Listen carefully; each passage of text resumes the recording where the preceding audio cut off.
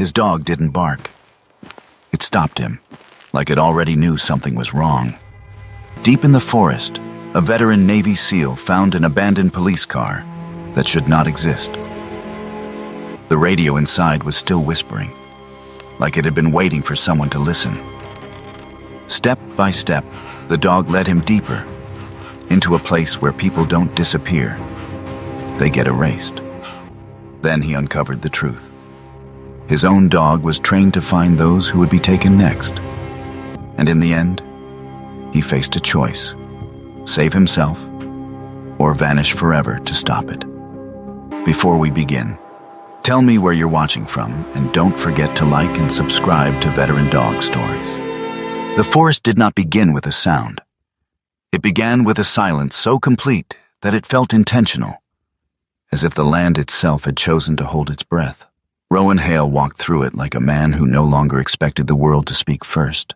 At 43, he carried himself with the quiet weight of someone who had spent too many years moving through places where hesitation meant death.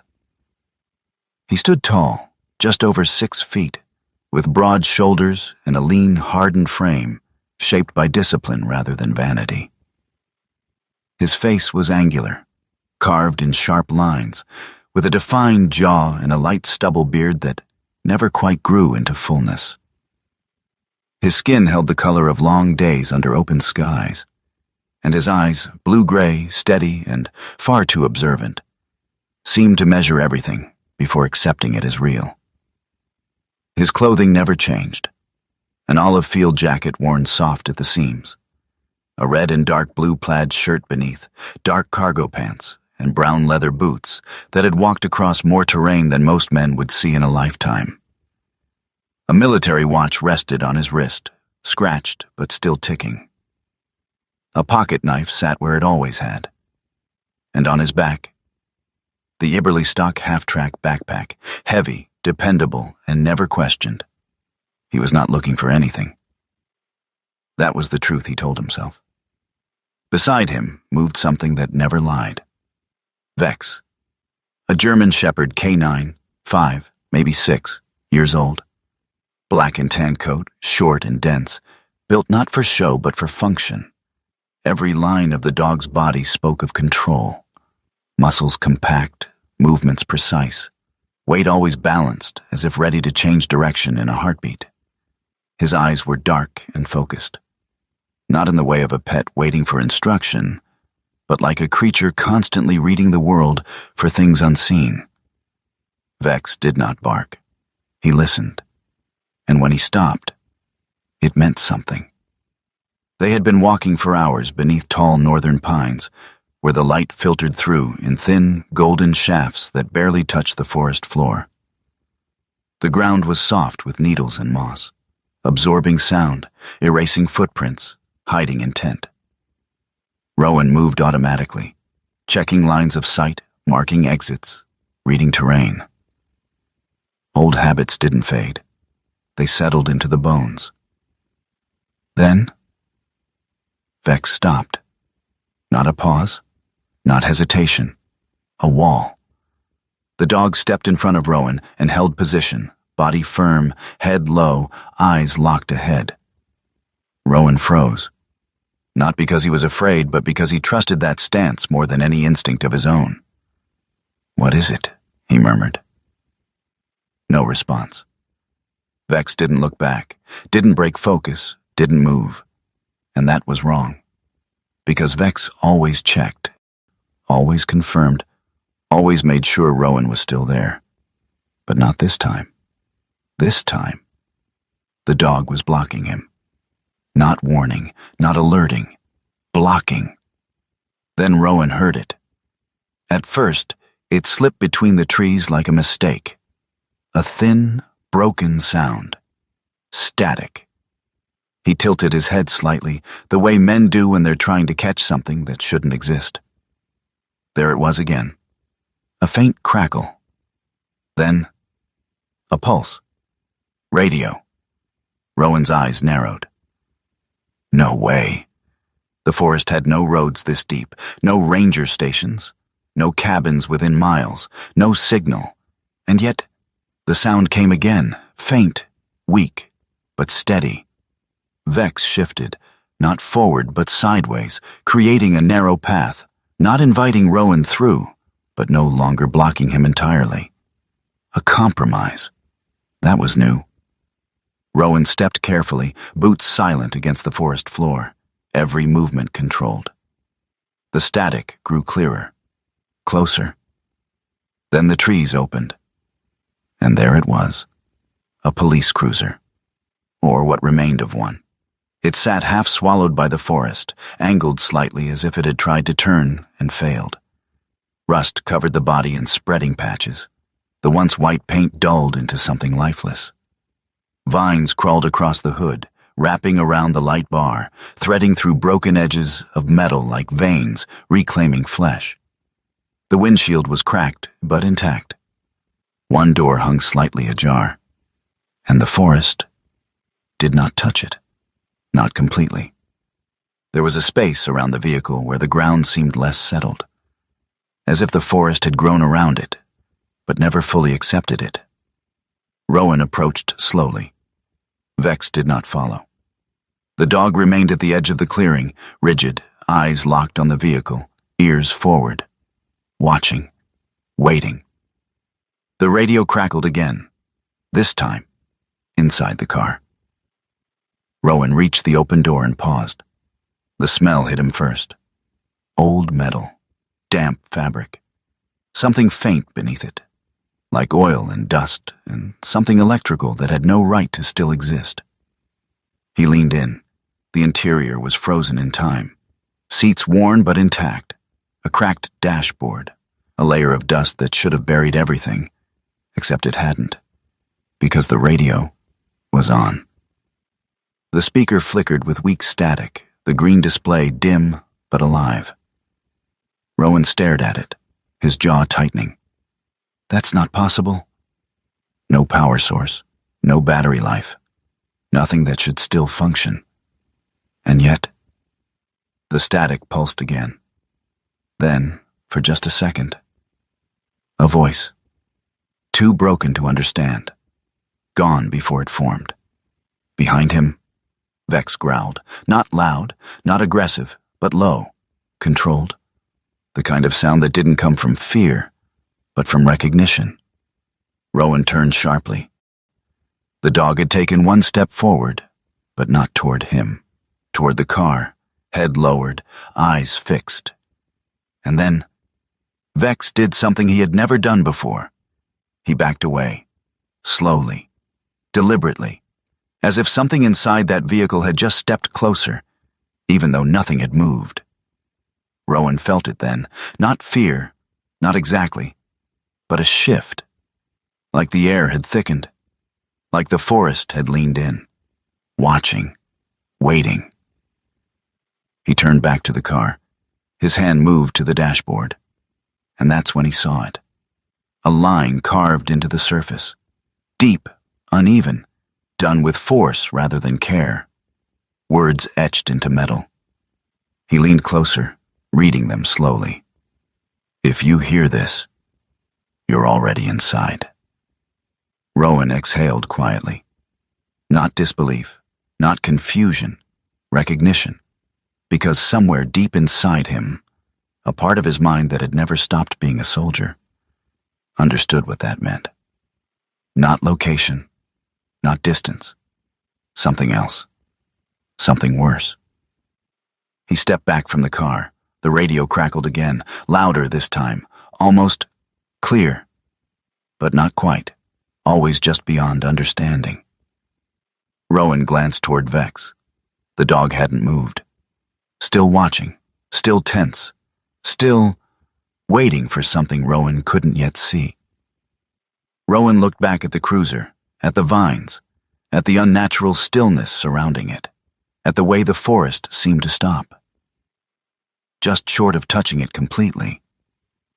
And for the first time that morning, Rowan realized something he hadn't admitted to himself in a long time.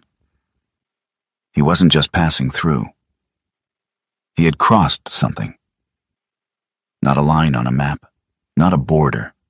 Something unseen, something that didn't care whether he believed in it or not. The radio clicked.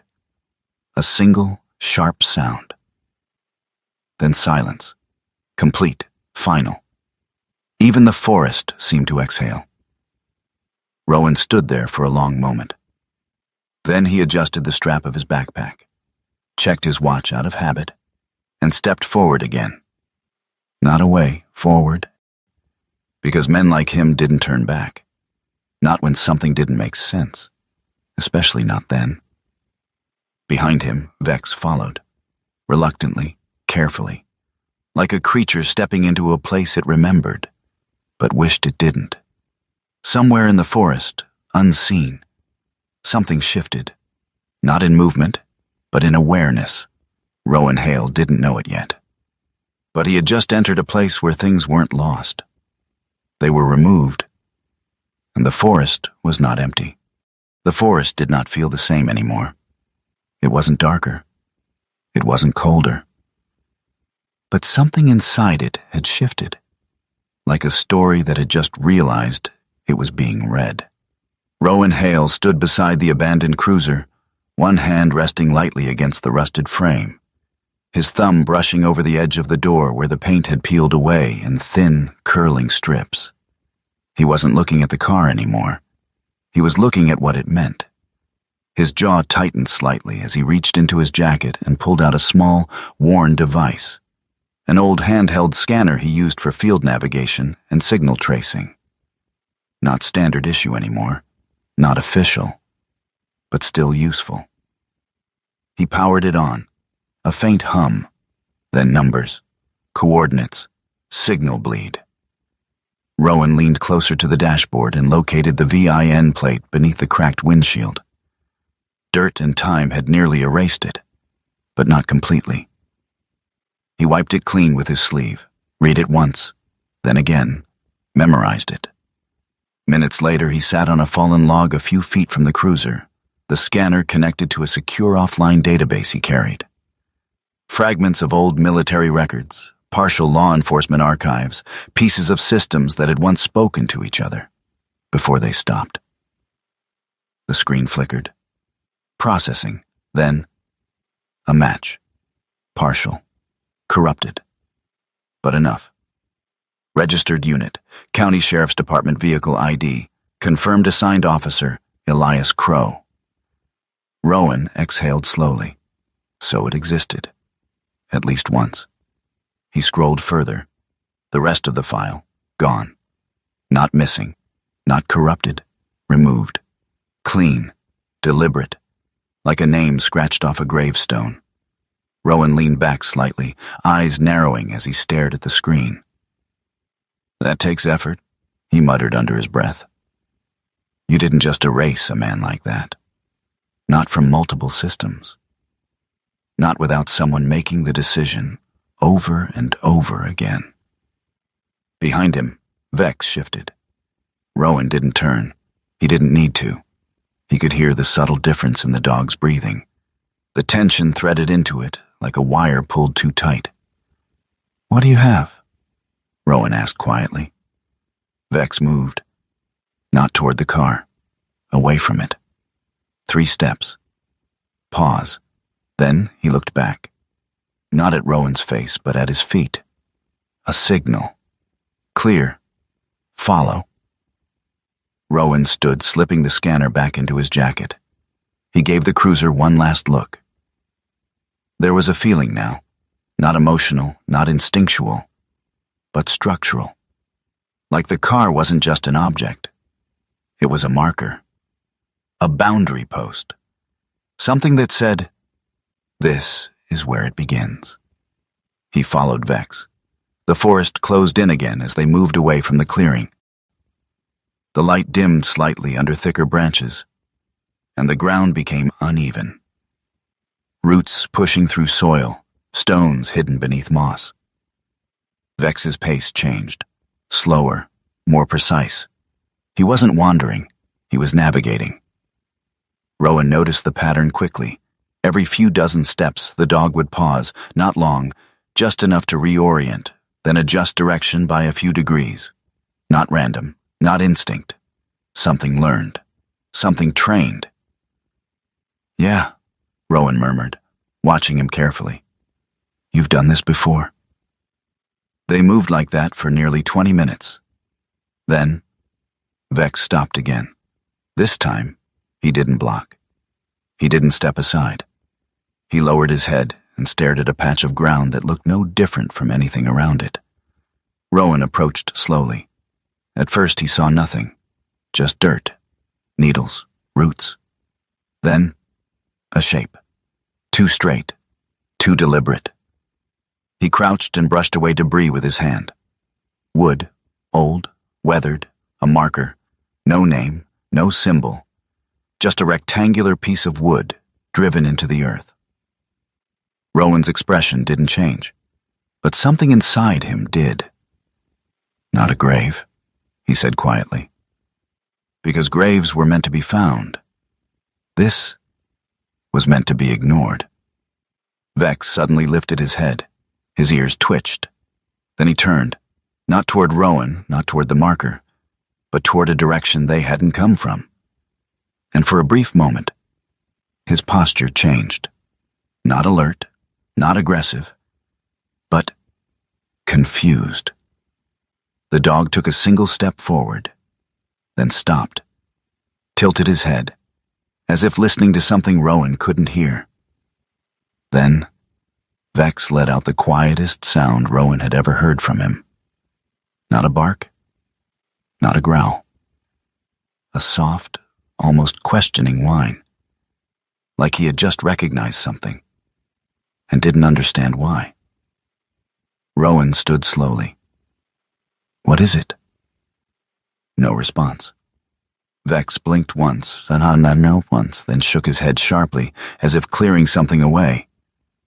And just like that, he was back, focused, controlled. But Rowan had seen it. That moment. That crack. They moved on, but now Rowan watched the dog differently. Not as a partner, not just as a tool, but as something carrying weight. Something that had been shaped by a place like this. The terrain began to shift, subtle at first. The trees grew farther apart, the ground flattened. And then, Rowan saw it. Another marker, then another, spread out. Not in a straight line, not in a pattern obvious enough to map at a glance. But there, a network, invisible unless you knew how to look. Rowan turned slowly, scanning the area. How many? He whispered.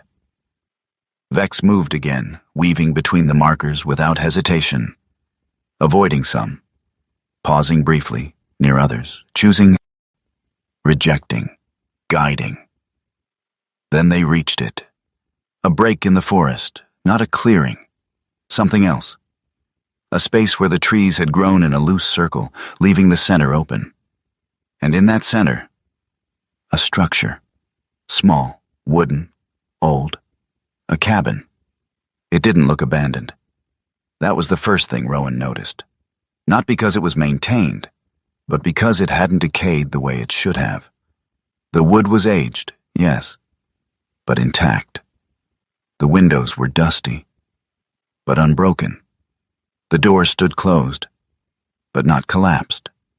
And the air around it felt wrong. Not dangerous, not threatening, just preserved. Rowan approached slowly. Vex hesitated, just for a second, then followed. The steps creaked under Rowan's weight as he climbed onto the small porch. He paused at the door, his hand hovering just inches from the handle. He listened. Nothing. No movement, no sound. Just the quiet hum of a place that had been left behind. But not entirely. He opened the door. Inside. Time had stopped. A table sat in the center of the room. 2 plates, one half-eaten. The food long gone, but the arrangement untouched. A chair slightly pulled back, as if someone had just stood up and never returned. Rowan stepped inside. His boots echoed softly against the wooden floor. He moved through the space slowly, eyes scanning, reading. Details, patterns, absences. On the wall, photographs, faded, but still visible.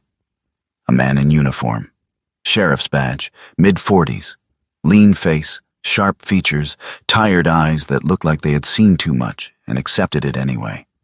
Light stubble, hair cut short, practical, standing beside a patrol car, the same model, the same unit. Elias Crow.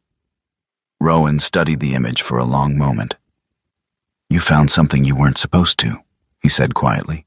Behind him, Vex moved toward the center of the room, then stopped, looked down, and began to paw at the floor. Rowan turned, watched, didn't interrupt. The dog scratched once, twice, then stepped back, waiting. Rowan walked over slowly, knelt, pressed his palm against the wood, and felt it. A hollow. He didn't smile, didn't react, just reached for his knife and began to pry. The board lifted with resistance, then gave, darkness beneath. Rowan leaned forward slightly, peering into the space below, and for the first time since entering the forest. His breath caught, just barely, because whatever was hidden down there wasn't meant to stay buried forever. The wood beneath Rowan's knife gave way with a dry, splintering sound. Quiet, but sharp enough to feel like a line being crossed. He lifted the loosened plank slowly. Dust drifted upward, catching in the thin beams of sunlight that slipped through the cabin windows. The air inside smelled old, but not abandoned. Not quite. More like something that had been waiting. Rowan leaned forward, one hand braced on the floor, the other holding the edge of the board as he pulled it aside completely. A hollow space revealed itself beneath. Not large, not deep, but intentional. Inside lay a metal box, rectangular, dull gray, edges worn but not rusted. Unlike everything else in the cabin, it hadn't been claimed by time. That alone made Rowan's chest tighten slightly. He reached down and lifted it.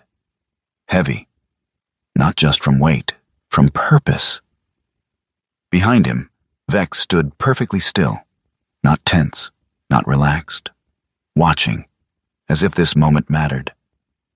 Rowan set the box on the floor and opened it. Inside, paper, photographs, a small handheld recorder, and a notebook. He picked up the notebook first, leather-bound, darkened by age but intact. The edges of the pages had yellowed, but the ink remained strong, deliberate, written by a hand that had no time for hesitation. Rowan flipped it open. Day 12. I thought it was a missing persons case. It isn't.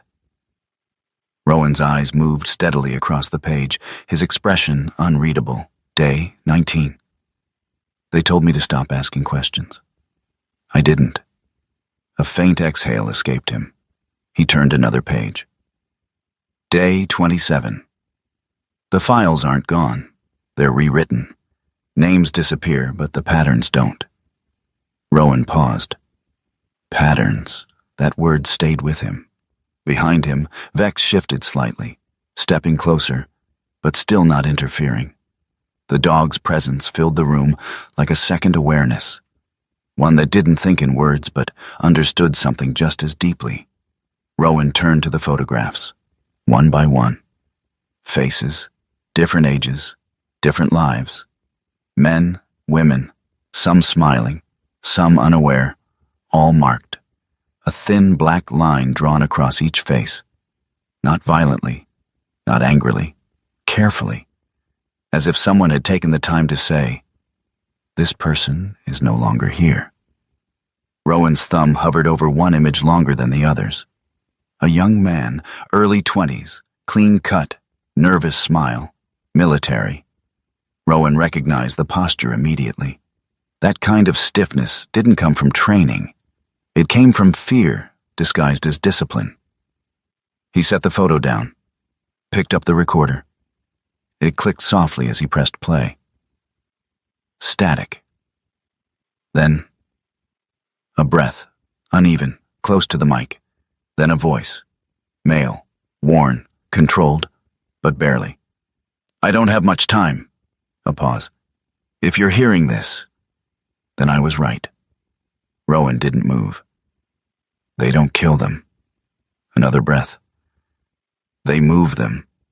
The words settled into the room like dust that refused to fall. They take everything that proves you existed, and they rewrite it. The voice faltered slightly. I tried to follow the trail. I thought I could outpace it. A soft, bitter exhale. I was wrong. The recording crackled, shifted. Then, they already started with me. Rowan's grip tightened on the recorder. If you find this, don't trust the silence. A pause.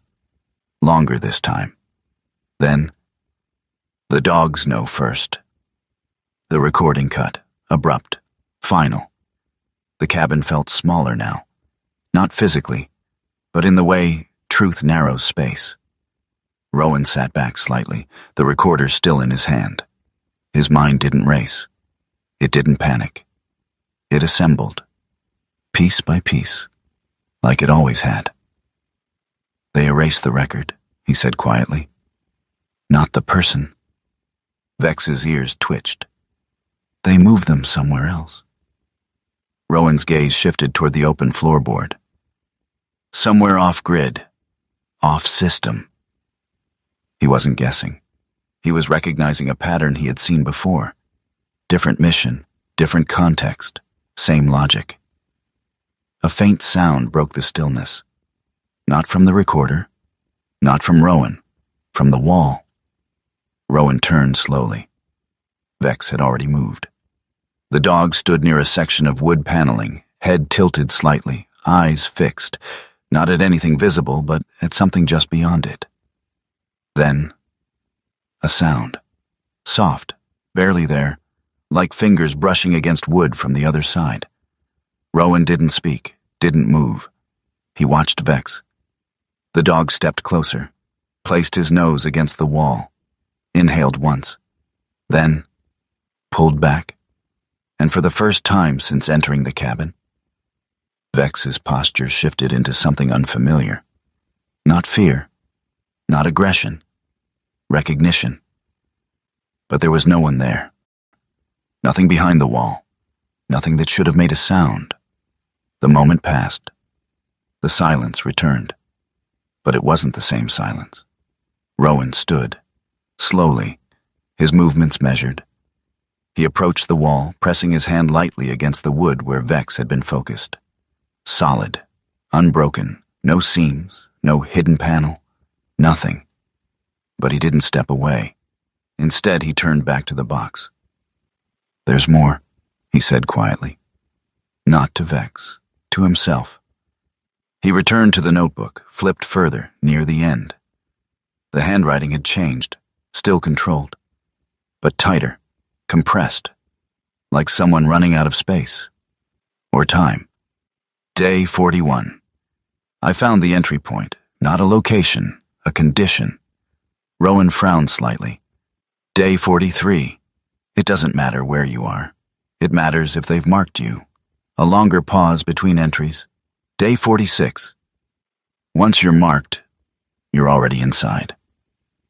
Rowan stopped. The words settled into him. Not as information, as confirmation. He closed the notebook slowly.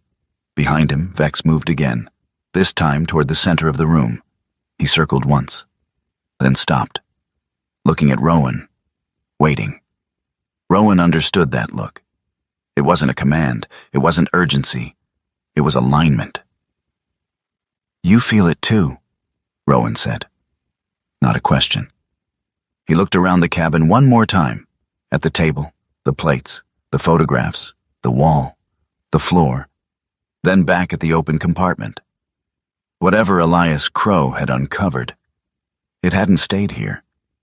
Rowan placed the items back into the box, carefully, deliberately, as if preserving something mattered, even now. He lowered it back into the space beneath the floor, replaced the plank, pressed it down, not to hide it, but to leave it intact. He stood, adjusted his jacket, checked his watch.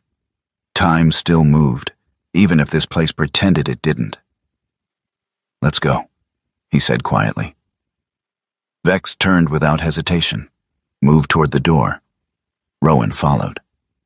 As they stepped outside, the sunlight felt sharper, brighter, almost intrusive. The forest stood the same, tall, still, endless. But Rowan no longer saw it as empty. He saw it as structured, layered, intentional, a place where people didn't disappear. They were relocated, and once that process began, it didn't matter where you ran, because you weren't trying to escape a place. You were trying to escape a system, and systems didn't forget. The forest did not welcome them back. It watched. Rowan Hale stepped off the cabin porch without looking behind him, though he felt the weight of the place linger like something unfinished. The sunlight seemed harsher now, less like warmth and more like exposure, as if whatever had been hidden inside the cabin had followed him out, clinging to the edges of his thoughts. Vex moved ahead, not wandering this time, not pausing in confusion. He had a direction. That alone was enough for Rowan to follow. They moved through the trees for nearly an hour, the terrain gradually shifting again. The forest grew less dense, but not more open, just rearranged, as if the land itself had been subtly guided over time. Rowan noticed details he might have ignored before. Broken branches, not recent. Footprints, but not fresh. And once, a piece of cloth caught on a low branch, faded green, weathered. Not military, not civilian standard. Just something that had been there too long. "You're not the first one out here," Rowan murmured. Vex didn't react, but his ears tilted slightly, acknowledging, not answering. Then, the signal returned. Rowan stopped mid-step. He reached instinctively for the small receiver clipped inside his jacket and pulled it out. The screen flickered faintly, catching a narrow frequency band. Not random, not static, structured, repeating. A pulse. Every 12 seconds. Clean, artificial. Rowan's expression tightened. "That's not old," he said quietly. Vex froze. Not in front of him, beside him, parallel, as if they were now facing something together. The dog's body shifted, muscles tightening, stance lowering, eyes scanning not forward, but outward. Surrounding. Rowan slowly turned. Nothing. Just trees, light, silence. But the feeling that they were no longer alone did not leave. "Show me," Rowan said softly. Vex moved, faster now, direct. They followed the signal through uneven terrain, stepping over roots and slipping between trees until the forest broke once more. But this time, the space ahead was not empty. A figure stood there. A woman. She didn't step forward, didn't retreat. She simply stood, as if she had been there long before they arrived, and expected them to come anyway. Rowan slowed. His eyes locked onto her instantly. She was in her mid-30s, maybe a little older. About 5'7", lean but strong, the kind of build shaped by constant movement rather than exercise. Her hair was chestnut brown, tied loosely at the back, strands falling freely around her face. Her skin was lightly weathered from sun exposure, not rough, but marked by someone who spent more time outside than in. Her eyes, sharp, observant, and not welcoming. She wore a moss-green parka, practical and worn at the edges, layered over a gray sweater, dark outdoor pants, boots suited for long terrain, and a compact backpack strapped tightly across her shoulders. Everything about her said one thing. She belonged here. "Stop right there," she said. Her voice was steady, not loud, not aggressive, but controlled. The kind of voice that didn't need to raise itself to be obeyed. Rowan didn't reach for anything, didn't shift his stance. He simply stopped. Vex did not bark, but he moved half a step forward, positioning, protecting. The woman's eyes flicked to the dog, just for a moment, then back to Rowan. "You're deeper than you should be," she said. Rowan studied her carefully. "You've been watching," he replied. Not a question. A flicker of something passed through her expression. Not surprise, recognition. "I don't like people out here," she said, "and I like surprises even less." Rowan nodded slightly. "Then we have something in common." The tension didn't break. It shifted. She took a slow step closer. Not enough to close the distance, just enough to make a point. "My name is Mara Whitlock," she said. She didn't offer a hand, didn't soften her tone. "Ecologist," she added. "Or at least, that's what I was supposed to be." There was something under that sentence, not regret, not bitterness. Something quieter, heavier. "What changed?" Rowan asked. Mara's gaze held his for a long moment. Then she glanced past him, toward the direction of the cabin. "I stopped studying the forest," she said. "I started studying what the forest hides." Silence settled between them. Rowan nodded once. "That makes two of us." Mara's eyes shifted to Vex again. This time she didn't look away as quickly. "There's something wrong with your dog," she said. Rowan didn't react. "Define wrong." Mara stepped closer. Slow, measured. She crouched slightly, not too low, not submissive, just enough to bring herself closer to Vex's eye level. Vex didn't move, didn't growl, didn't relax. Mara watched him carefully. Her expression changed. Subtle, but real. "Not wrong," she corrected quietly. "Familiar." Rowan's jaw tightened slightly.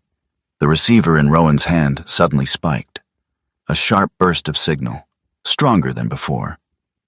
Mara froze. Her head snapped toward the device. "That frequency," she said sharply. Vex reacted instantly, not by moving forward, but by stepping directly in front of Rowan, blocking him, not from danger, from something else. The signal pulsed again, and this time, Mara's face changed completely. Not fear, not confusion, recognition, deep, unsettling. "I haven't heard that in years," she whispered. Rowan looked at her. "Then you know what it is." Mara stood slowly, her eyes no longer scanning, no longer questioning. Now, she was certain. "You shouldn't have come here," she said. Rowan held her gaze. "Too late for that." Mara looked at Vex again, really looked this time, at his stance, his eyes, the way he held position without command, and something clicked. "You didn't find this place," she said quietly. Rowan didn't answer. Mara's voice lowered, almost to herself. "He brought you." The forest seemed to tighten around them. Mara straightened fully now, the hesitation in her posture gone, replaced by something else. Decision. "If he reacted to that signal," she said slowly, "then this isn't random." Rowan slipped the receiver back into his jacket. "Nothing about this is random." Mara nodded once, then turned. Not away, but slightly, indicating a direction. "There are places out here," she said, "that don't exist on any map." Rowan didn't ask how she knew. "Places where people don't go missing," she continued. "They get removed." The word hung between them, heavy. Rowan exhaled quietly. "I've seen the pattern." Mara glanced at him. Something in her expression softened. Not trust, not yet, but recognition of something shared. "Then, you know," she said, "that once you start seeing it, you don't get to stop." Rowan nodded. Behind him, Vex shifted. Not tense, not uncertain, ready. Mara took one step forward, then another. "Come on," she said. Not an invitation, not quite a command. Something in between. Rowan followed. Because whatever this was, it had already begun long before he arrived. And now, there was no such thing as turning back. They walked deeper without speaking. The forest seemed to reorganize itself around Mara's path, as if she had walked it so many times that even the trees had learned to give way. Rowan followed just behind her, his pace steady, his attention split between the terrain and the quiet rhythm of Vex's movement ahead. The dog no longer hesitated the way he had before. He moved with a strange clarity now, deliberate, precise. But there was tension beneath it, like something remembered without being understood. Mara did not look back when she spoke. "You already know part of it," she said, her voice low, almost blending into the wind that threaded through the branches. "You saw the car, the cabin, the markers. That's the surface." She stepped over a fallen trunk and continued forward. "What you're walking into is the structure underneath." Rowan adjusted the strap of his backpack slightly, his gaze fixed ahead. "Then say it clearly." Mara slowed just enough for him to come level with her.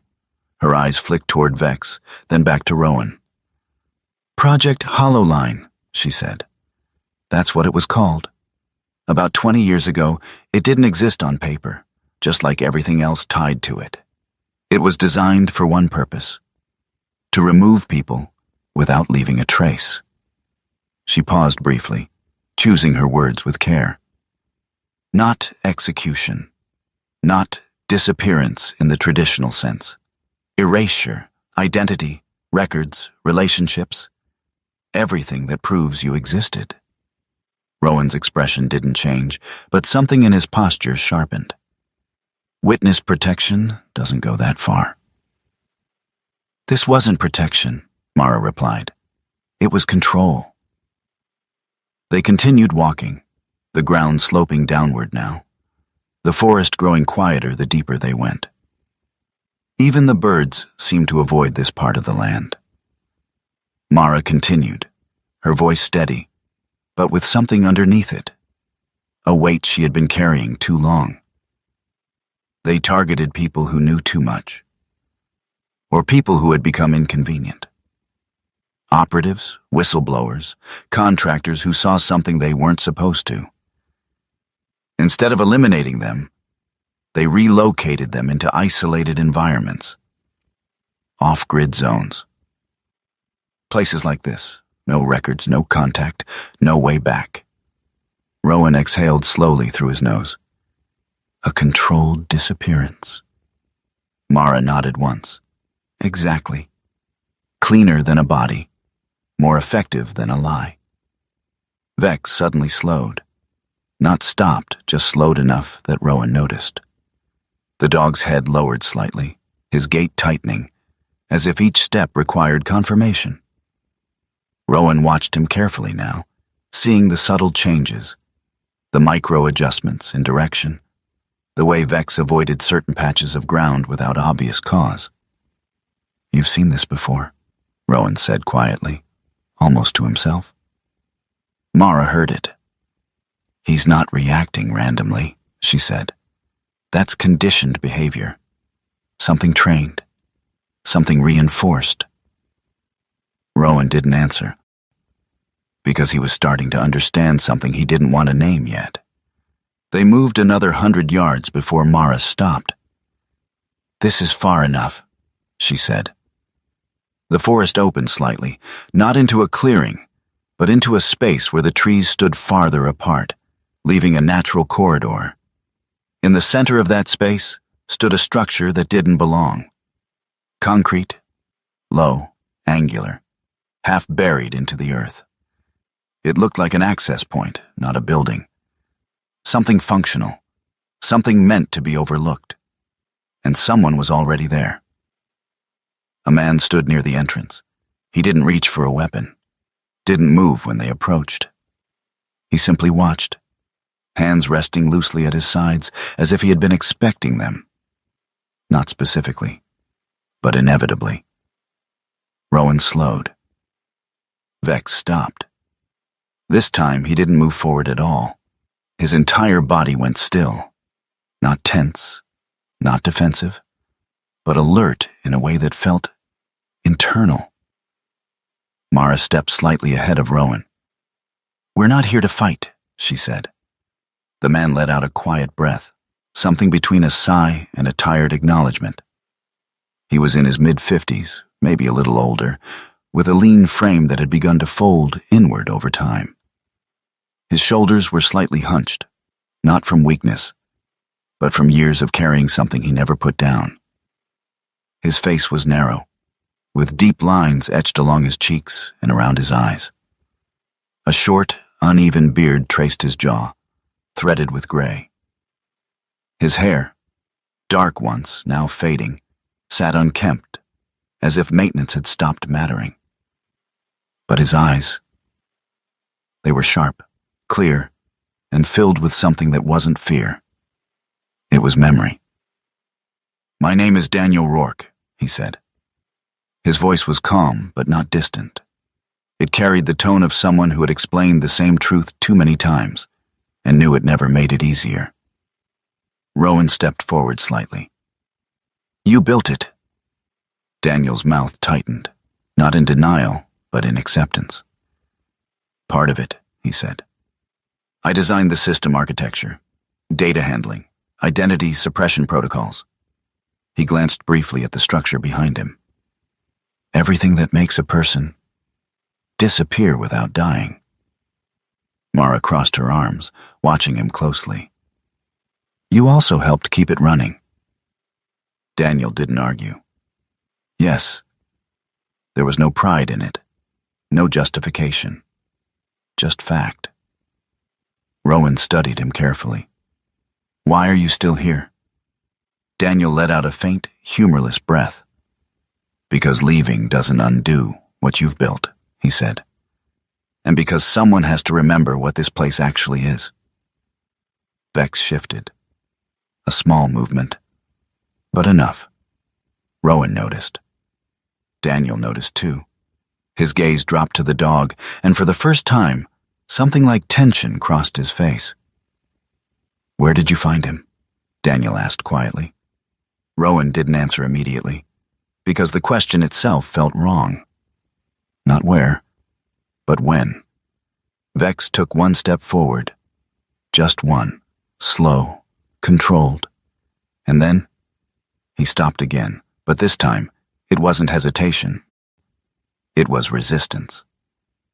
His body leaned forward, muscles engaged, as if something unseen was pulling him in one direction, while he chose to stay where he was. A low sound built in his throat, not a growl, not quite, but something strained, something held back. Daniel's eyes widened slightly, not in fear, in recognition. "I remember that," he said softly. Rowan's gaze snapped to him. "Remember what?" Daniel didn't look away from Vex. "That response," he said. "We trained it into them. Controlled exposure to specific frequencies, environments, markers." His voice dropped. "They were never meant to guide people out." A pause. "They were meant to find the ones who needed to be removed." Silence settled over the space. Heavy, unavoidable. Rowan felt something shift inside his chest. Not anger, not yet. But something close. He looked at Vex again. Really looked this time, not as a partner, not as a companion, but as something that had been shaped by a system he had never chosen. Vex didn't look back. He held his ground. Daniel stepped back slightly, as if giving the moment space. We conditioned them to recognize behavioral patterns, stress responses, environmental triggers. They could identify individuals who had been flagged, even before those individuals knew it themselves. Rowan's voice was quieter now. And now? Daniel hesitated. For some of them, the conditioning never fully disappears. Mara's expression hardened. You mean it lingers? Daniel nodded once. Yes. Rowan looked down at his hands briefly, then back at Vex. He's not tracking targets, he said. Daniel met his gaze. No, he agreed. He's avoiding them. That landed differently. Rowan felt it. The implication. Vex wasn't leading him towards something. He was keeping him away from it. Until now. Until something had changed. Rowan straightened slightly. Why here? He asked. Why this location? Daniel gestured faintly toward the structure behind him. Because this is one of the last operational nodes, he said. Or at least, it was. His eyes drifted for a moment, distant. Most of the system was shut down years ago. Too risky, too unstable. But some parts were never fully decommissioned. Mara glanced at Rowan. That signal you picked up? It's not random. Daniel nodded. No, he said. It's a timing pulse, a synchronization marker. It keeps the network aligned. Rowan's jaw tightened.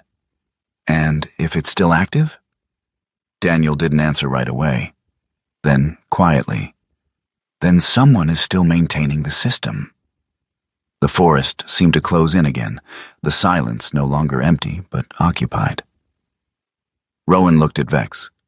The dog had settled again, his stance steady, but his focus remained fixed, on the structure, on the ground, on something Rowan still couldn't see. Rowan exhaled slowly. Then we're not dealing with something that ended, he said. Mara nodded. No, she replied. This never ended. The air around the structure felt heavier now, as if the truth had altered the space itself. Rowan Hale stood still for a long moment after Daniel's last words, his gaze drifting, not to the concrete entrance, not to Mara, but to Vex. The dog stood several feet ahead, posture steady, ears forward, eyes locked on something that existed beyond human perception. There was no hesitation in him anymore, no confusion, just a quiet, controlled tension that hummed beneath the surface. Rowan had seen that kind of control before, in soldiers, in men trained to act before they understood why. He exhaled slowly, the sound almost lost in the stillness of the forest. Say it clearly, he said, his voice low but firm. Don't soften it. Daniel Rourke didn't look away this time. His face remained calm, but the lines around his eyes deepened slightly, as if the act of remembering required effort. They weren't just tracking environments, he said. The K-9 units were part of the identification phase, behavioral recognition, pattern confirmation. They were used to flag individuals before extraction teams were deployed. Rowan's jaw tightened. Flag, he repeated. Daniel nodded once. Yes. The words settled between them like something sharp and final. Rowan took a step forward, his boots pressing into the dirt with quiet force. So he was trained to find people, he said, gesturing slightly toward Vex. Not lost ones, not threats. Daniel hesitated. Not long, but enough. Targets, he said. The forest seemed to fall even quieter. Mara shifted her weight subtly, watching Rowan now instead of Daniel. There was no judgment in her eyes, only awareness. She understood what that word meant to someone like him. Rowan didn't speak immediately. His gaze stayed on Vex, tracing the lines of the dog's body. The precision, the restraint. The way every movement had always seemed just a little too exact to be instinct alone. And suddenly, things he had never questioned began to align. The way Vex had stopped him at certain points, the way he avoided others, the way he reacted to signals that Rowan couldn't hear. Not random, not instinct. Directed, learned, forced. Rowan's voice came out quieter now. And if that conditioning never went away? Daniel didn't answer right away, then carefully. It changes. It adapts. But it doesn't disappear. Rowan nodded once, slowly. Then he turned. Vex. The dog looked at him instantly. Always did. That part had never changed. Rowan took a few steps closer, closing the distance between them. Up close, he could see the subtle signs, the tightness in the dog's muscles, the way his breathing remained steady even under tension, the absolute control in his gaze. Too controlled. Rowan crouched down. For a second, neither of them moved. Then Rowan spoke. "Were you leading me here?" he asked quietly. "Or keeping me away from it?" The question didn't expect an answer, but it needed to be asked. Vex didn't move, didn't look away. He simply stood there, eyes locked on Rowan's, unwavering. And something in that gaze, something steady, something chosen, made Rowan hesitate. Vex stepped forward. Slowly, deliberately, he closed the final gap between them and lowered his head. Not in submission, not in fear, but in something quieter, something certain. He rested his head against Rowan's hand, not asking, not apologizing, just staying. And in that moment, Rowan felt it. Not logic, not analysis, but something deeper. The dog wasn't reacting to the past. He was choosing the present. Rowan exhaled, the tension in his shoulders easing just slightly. His hand rested against Vex's head for a moment longer before he stood again, turning back toward Daniel. "You trained him," Rowan said. Daniel shook his head. "I built the system," he replied. "I didn't train the units directly, but I designed what they responded to, what they were meant to detect." Rowan's expression hardened slightly. "Then you still built it?" Daniel didn't argue. "No," he said quietly. "I did." Mara stepped forward now, her voice cutting through the space with quiet precision. "Enough," she said. "We don't have time to circle this. If the system is still active, then someone is running it." Daniel's gaze shifted toward her. "Not someone," he said. "Something structured, protocol-driven. It doesn't need a large team, just maintenance, just oversight." Rowan folded his arms briefly, his mind already moving ahead. "And where does that oversight come from?" Daniel looked past them, toward the horizon barely visible through the trees. "It used to come from centralized command," he said. "Now," he paused. "Now it comes from whoever believes the system should never have been shut down." Mara's expression darkened slightly. "There's always someone like that?"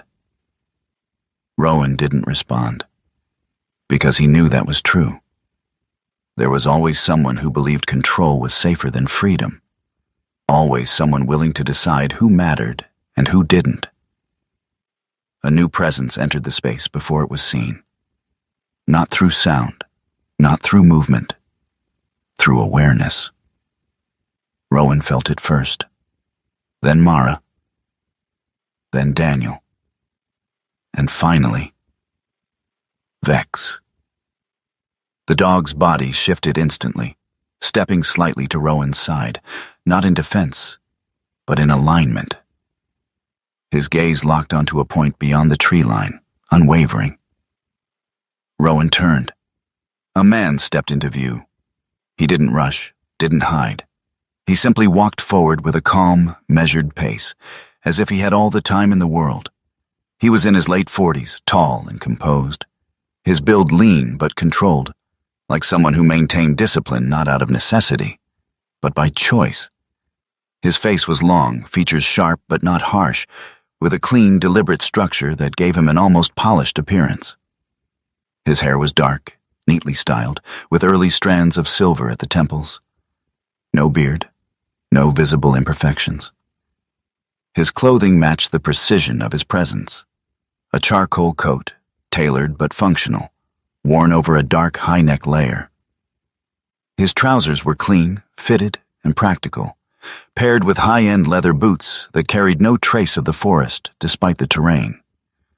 Gloves covered his hands, and a slim document case rested against his side. Nothing about him belonged here, and yet he moved like he owned it. Marcus Hale stopped several feet away. Not too close, not distant, perfectly measured. His eyes moved first, not to Rowan, but to Vex. He studied the dog with quiet interest. Then finally, he looked at Rowan. "I was wondering how long it would take," Marcus said. His voice was calm, controlled, almost polite. But beneath it, there was certainty. Not arrogance, not menace, not threat, conviction. Rowan didn't respond immediately. He stepped slightly forward, placing himself just ahead of Vex, his posture relaxed but unyielding. "You've been watching," Rowan said. Marcus gave a faint nod. "Monitoring," he corrected. "There's a difference." Mara's voice cut in. "Not to the people you erased." Marcus glanced at her briefly, then back to Rowan. "No one was erased," he said evenly. "They were relocated, preserved, removed from variables that could destabilize larger systems." Rowan's eyes narrowed slightly. "You're still running it." Marcus didn't deny it. "A version of it," he said. "A necessary one." The forest held its breath again. Rowan took one step closer. "Necessary for who?" Marcus's expression didn't change. "For everyone who remains," he replied. A pause, then quieter. "A few disappear, so the rest can continue without disruption." The words didn't echo. They settled. Heavy, unapologetic. Rowan looked at him for a long moment, then glanced briefly at Vex. The dog hadn't moved, but his focus had shifted. Not toward Marcus, not toward the structure, but toward Rowan, waiting, as if the next decision belonged to him. The forest did not move, but everything inside it felt like it had shifted into place. Marcus Hale stood with the quiet certainty of a man who believed he had already won.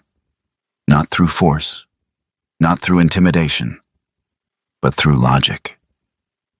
His presence carried no urgency, no visible threat. It didn't need to. The system he represented had already done the work long before Rowan Hale ever stepped into this part of the world. Rowan stood opposite him, shoulders squared but not tense, his weight balanced evenly between both feet. Years of training had taught him how to stand in moments like this, not as a man ready to fight, but as a man ready to decide. There was a difference, and it mattered. Vex stood at his side, close enough that Rowan could feel the subtle warmth of him, steady, grounded. The dog's gaze didn't linger on Marcus for long. Instead, it returned, again and again, to Rowan, as if whatever came next would not be measured by threat, but by choice. Mara Whitlock remained a step behind, her arms loosely crossed, her posture composed, but her eyes sharper than before. She watched Marcus with a kind of restrained anger, the kind that didn't flare. It endured. She had seen too much of this system to believe in its justification.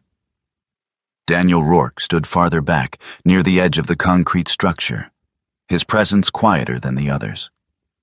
He looked like a man who had already lived through the consequences of every possible outcome, and knew none of them ended clean.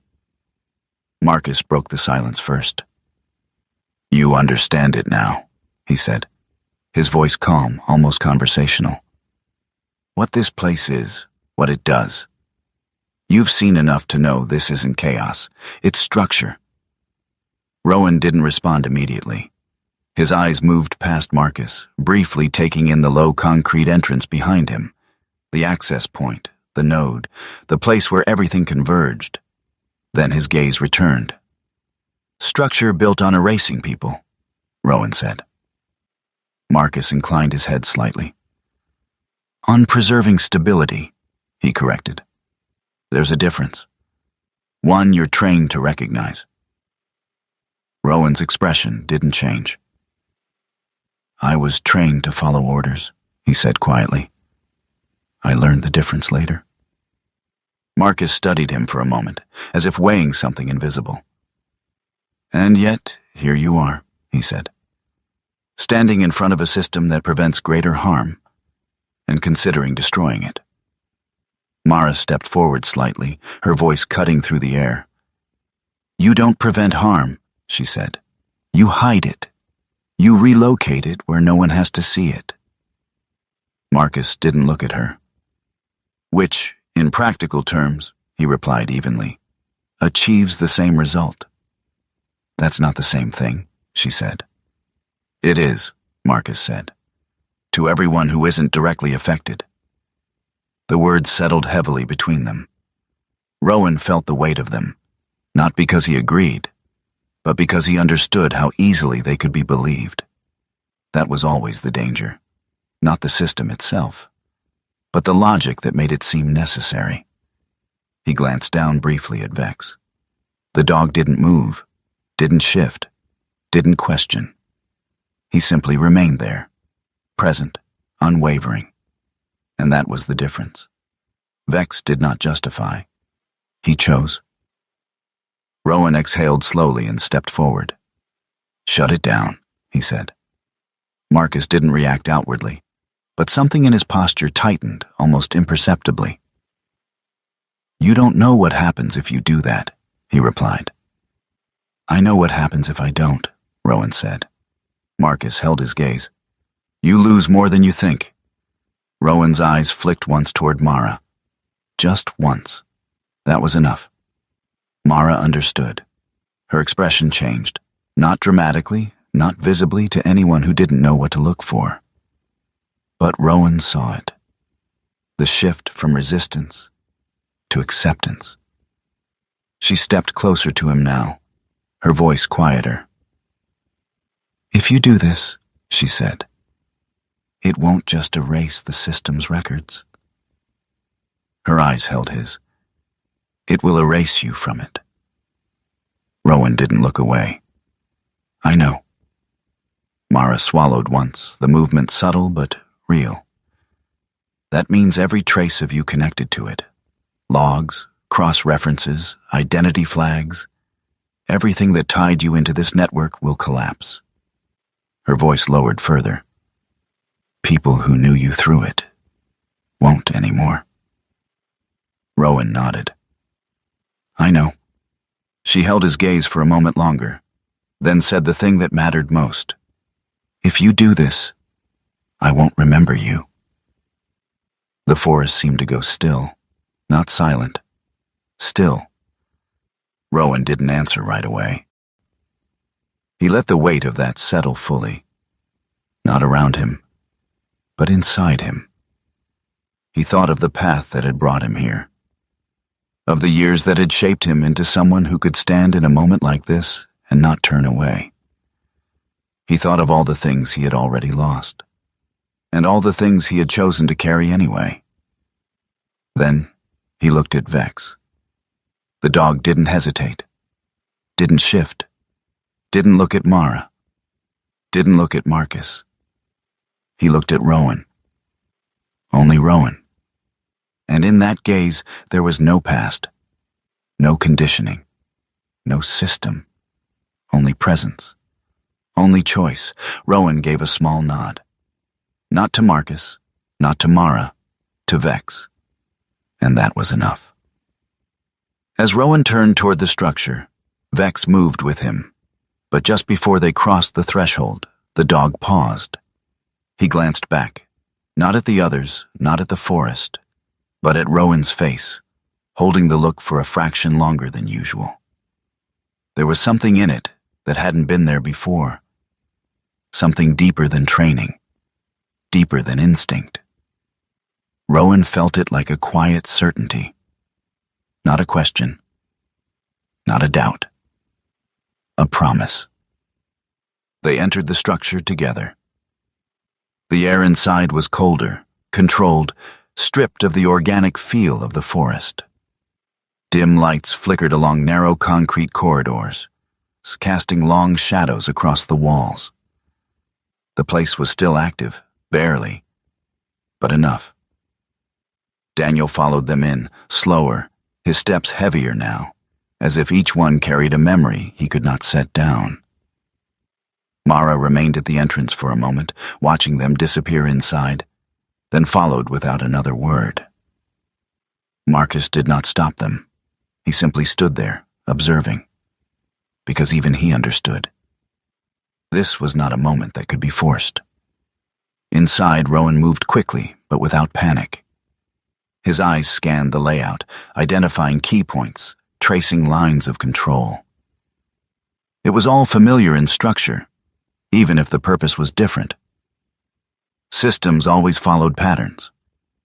That was their strength, and their weakness.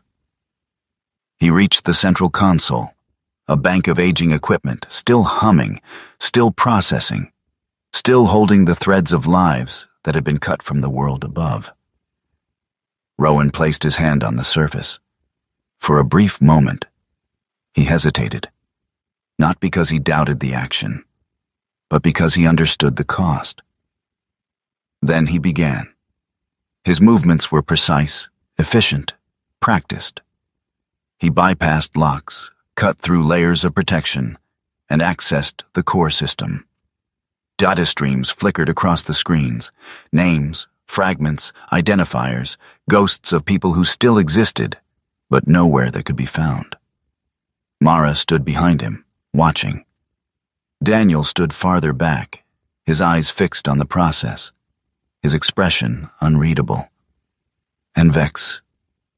Vex remained close, always within reach, always present.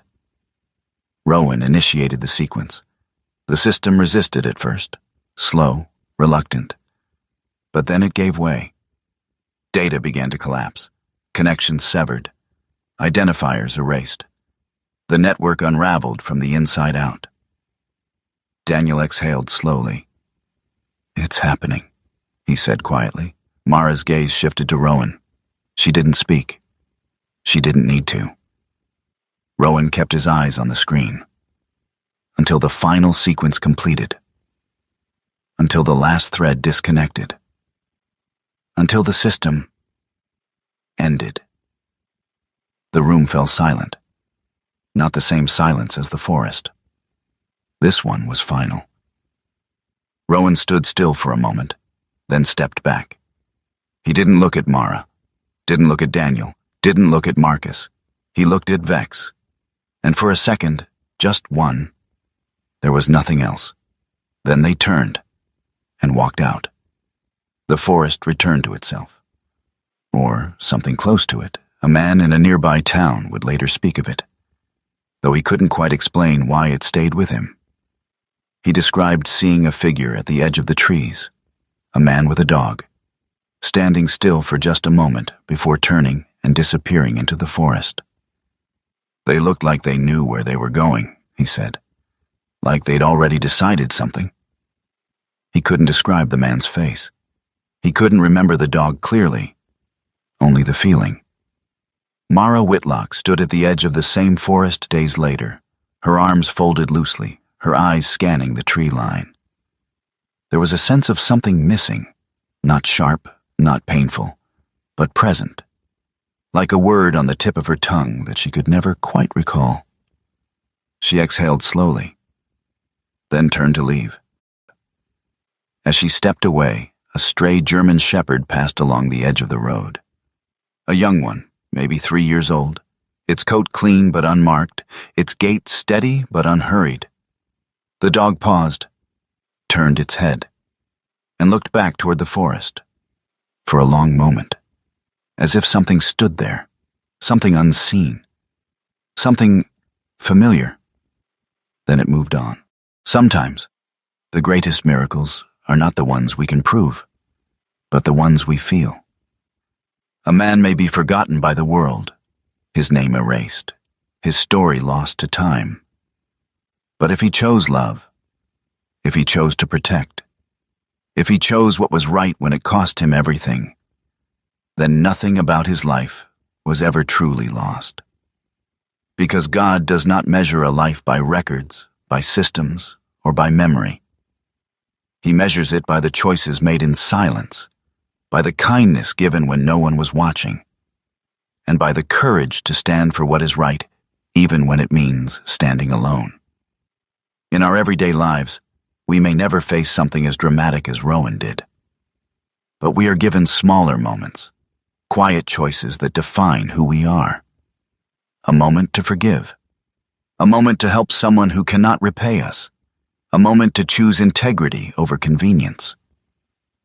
These are the moments where God is closest, even if we do not realize it. Maybe you have felt it before. The strange sense that you were guided, protected, or stopped just in time. Maybe that was not coincidence. Maybe that was grace. And maybe, just like the bond between a man and his dog, some connections are placed in our lives for a reason far greater than we can understand. If this story touched your heart, take a moment to share it with someone who needs hope today. Leave a comment and tell us where you are watching from and what part of this story stayed with you. Your voice matters more than you think, and your story might be the one that lifts someone else. And if you believe in stories like this, stories about loyalty, redemption, and the quiet miracles that surround us, please consider subscribing to the channel. You are not just watching. You are becoming part of a community that still believes in meaning, in connection, and in something greater than ourselves. May God watch over you, guide your steps, and protect you and your loved ones.